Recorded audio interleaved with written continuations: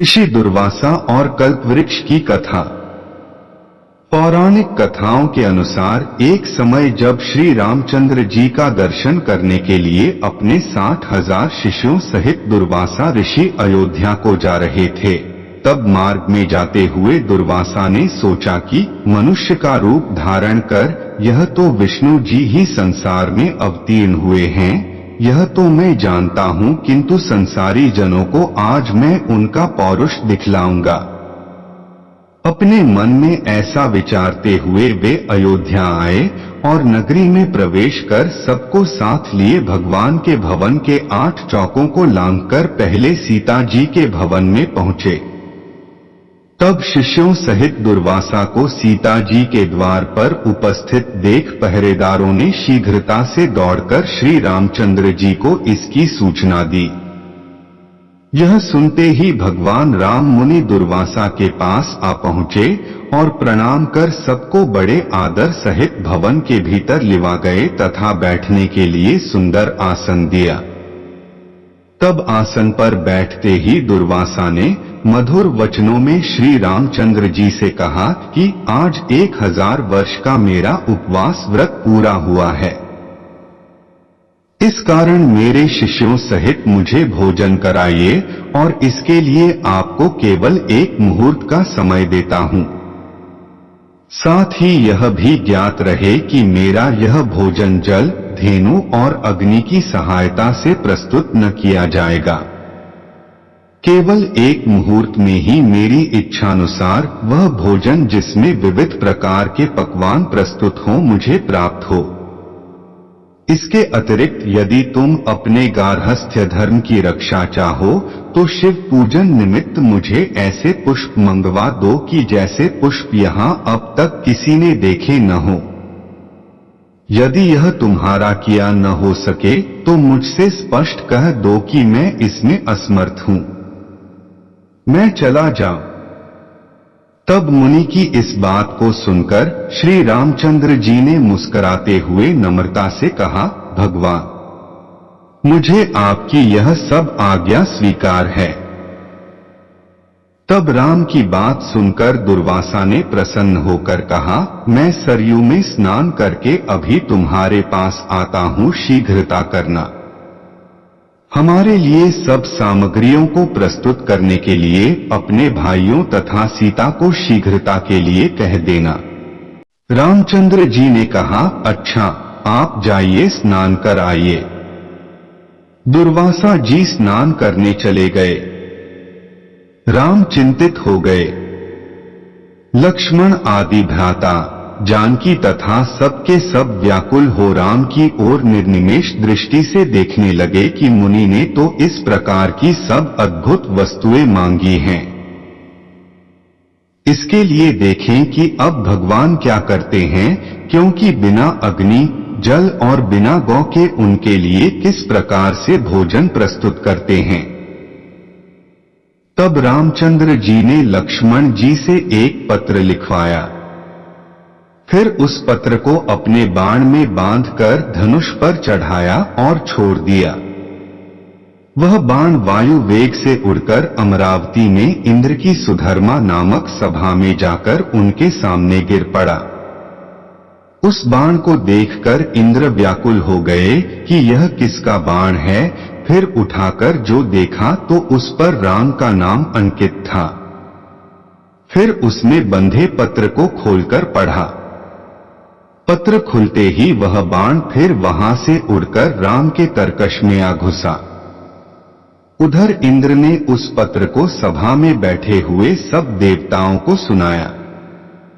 उसमें लिखा था, इंद्र, स्वर्ग में सुखी रहो। मैं सर्वदा तुम्हारा स्मरण करता हूं, परंतु तुम्हें एक आज्ञा देता हूं।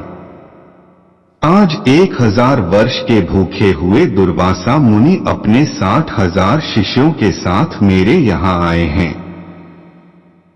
वे ऐसा भोजन चाहते हैं जो गौ, जल अथवा अग्नि के द्वारा सिद्ध न किया हो। इसके साथ ही उन्होंने शिव पूजन के लिए ऐसे पुष्प मांगे हैं। जिन्हें कि अब तक मनुष्यों ने न देखा हो। मैंने उनकी यह मांग स्वीकार कर ली है। वे सरयू में स्नान करने गए हैं, इसलिए तुम शीघ्र ही कल्पवृक्ष और पारिजात जो क्षीर सागर से निकले हैं क्षण मात्र में मेरे पास भेज दो। इसके लिए रावण के संहारक मेरे बाणों की प्रतीक्षा मत करना। यह पत्र देवताओं को सुनाकर इंद्रदेव तत्क्षण उठ पड़े और कल्पवृक्ष तथा पारिजात को साथ ले देवताओं सहित विमान में बैठकर अयोध्या में आ पहुंचे। लक्ष्मण जी ने इंद्र का स्वागत किया। इंद्र ने राम के पास पहुंच पारिजात और कल्पवृक्ष को राम को अर्पण किया। इतने ही में सरयू तट से दुर्वासा ने अपने एक शिष्य को राम के पास भेजा कि तुम जाकर देखो कि राम इस समय क्या कर रहे हैं। मैंने जो आज्ञा दी है उसके अनुसार कुछ अन्न अब तक बना है कि नहीं, अब तक वैसे ही चिंतामग्न हैं या कुछ कर रहे हैं। यदि मेरी आज्ञानुसार पकवान प्रस्तुत कर रहे हैं तो अब तक कितनी सामग्री तैयार हुई है, यह सब तुम चुपके से देखकर मेरे पास आओ। तब जो आज्ञा ऐसा कहकर वह शिष्य राम के भवन में आया। देखा तो कल्पवृक्ष और पारिजात से युक्त देवताओं की मंडली में राम विराजमान हैं। यह देखकर उस शिष्य ने शीघ्र ही दुर्वासा के पास जाकर वह समाचार कह सुनाया। शिष्य की यह बात सुनकर दुर्वासा को आश्चर्य हुआ। स्नान कर शिष्यों को साथ ले दुर्वासा ऋषि श्री रामचंद्र जी के सुंदर भवन में आ पहुंचे। दुर्वासा जी को आया देख देवताओं सहित राम ने उठकर उन्हें तथा उनके सब शिष्यों को बड़े आदर के साथ प्रणाम किया और उत्तम आसन पर बिठाकर सीता तथा लक्ष्मण आदि के साथ उनकी पूजा की। फिर जिन पुष्पों को मनुष्यों ने अब तक नहीं देखा था, शिव पूजन के हेतु पारिजात के उन पुष्पों को राम ने दुर्वासा के समक्ष प्रस्तुत किया। उन पुष्पों को देख मुनि दुर्वासा ने एक बार तो आश्चर्य किया, किंतु मौन भाव से उन्हें ग्रहण कर शिव जी तथा अन्य देवताओं की उन पुष्पों से पूजा की। फिर उसी क्षण श्री रामचंद्र जी ने लक्ष्मण तथा सीता आदि को सब भोजन परोसने की आज्ञा दी और वह प्रार्थना करती हुई इस प्रकार बोली कि हे क्षीरसागर से उत्पन्न होने तथा देवताओं के मनोरथों को पूर्ण करने वाले कल्पवृक्ष, आज शिष्यों सहित हमारे यहाँ आए हुए दुर्वासा को तुम संतुष्ट कर दो। तब सीता के इस प्रकार कहते ही कल्पवृक्ष ने पलमात्र में वहां रखे हुए करोड़ों पात्रों को अनेक प्रकार की खाद्य सामग्रियों से पूर्ण कर दिया। फिर तो उन सब अन्नों को उर्मिला सहित सीता ने सुवर्ण के पात्रों में रख रख कर दुर्वासा के समक्ष परोस दिया। फिर तो रामचंद्र से निवेदित दुर्वासा ने अपने शिष्यों के साथ बड़े प्रेम से वह सब भोजन किया।